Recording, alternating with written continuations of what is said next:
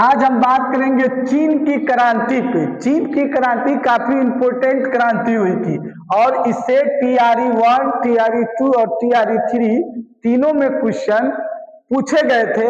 तो आज हम 2 नंबर का क्वेश्चन बिल्कुल डिफिनिट आएगा इस चैप्टर से, जो वर्ल्ड हिस्ट्री का पार्ट है, चीन की क्रांति। तो आइए हम शुरू करते हैं चीन की क्रांति विथ एक्सप्लेनेशन के साथ।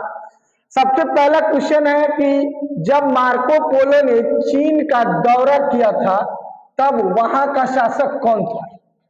जब मार्को पोलो ने चीन का दौरा किया था उस वक्त वहां का शासक कौन था? तो उस वक्त वहां का शासक जो था, जिसका नाम था कुबलाई खान, वहां का शासक जो था उसका नाम था कुबलाई खान। अब आइए कुबलाई खान के बारे में जानते हैं कि कुबलाई खान कौन था और वह क्या था। तो इस तरह से क्वेश्चन पूछा जा सकता है।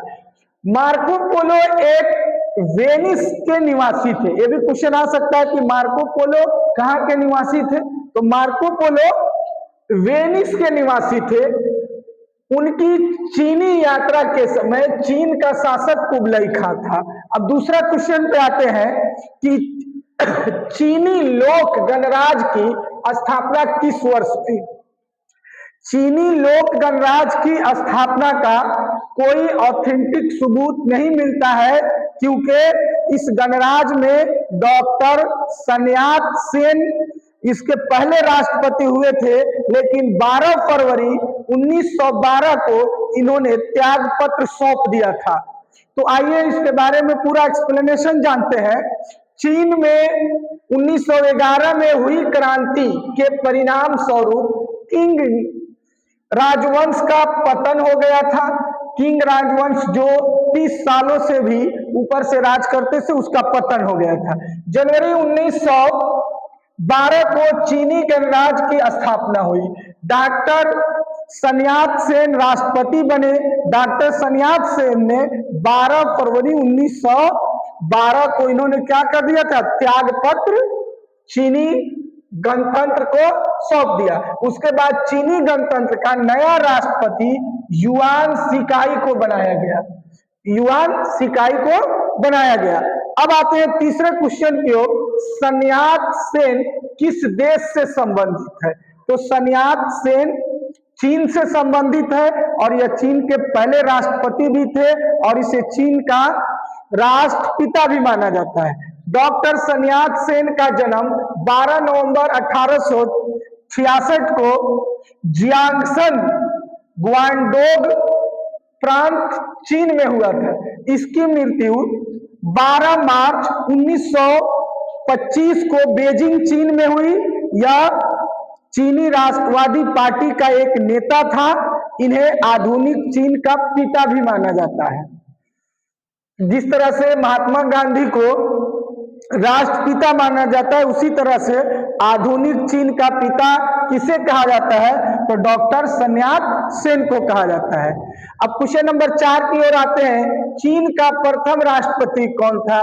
चीन का प्रथम राष्ट्रपति डॉक्टर सन यात सेन था, जिनका जन्म जो हुआ था, जिनका जन्म 12 नवंबर 1866 को हुआ था। और इसी तरह से हम आते हैं, चीन के प्रथम राष्ट्रपति सन यात सेन थे। सन यात सेन का कार्यकाल जनवरी 1912 से मार्च 1912 तक था। चीनी गणराज्य में इसे राष्ट्रपिता भी कहा जाता है। अब एक दिलचस्प बात है और रोचक यह है, आखिरी क्वेश्चन है कि प्रथम अफीम युद्ध का समापन करने वाला संधि कौन था? उस संधि का क्या नाम था जिससे 30 वर्षीय जो अफीम युद्ध चल रहा था वह समाप्त हुआ?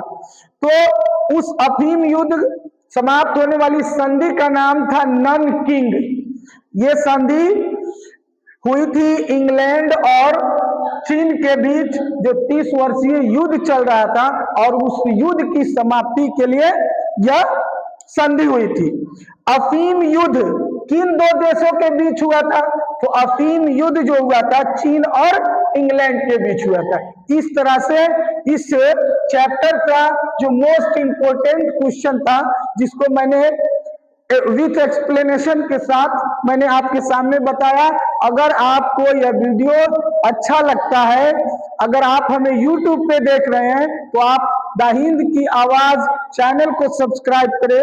अगर आप हमें Facebook पे देख रहे हैं तो अली अशरफ फातमी प्रोफाइल द हिंद की आवाज को आप लोग फॉलो करें। फिर मिलेंगे हम वर्ल्ड हिस्ट्री के एक नए वीडियो में फ्रांस की क्रांति में। जब तक के बने रहिए और देखते रहिए द हिंद की आवाज। जय हिंद, जय भारत, जय बिहार।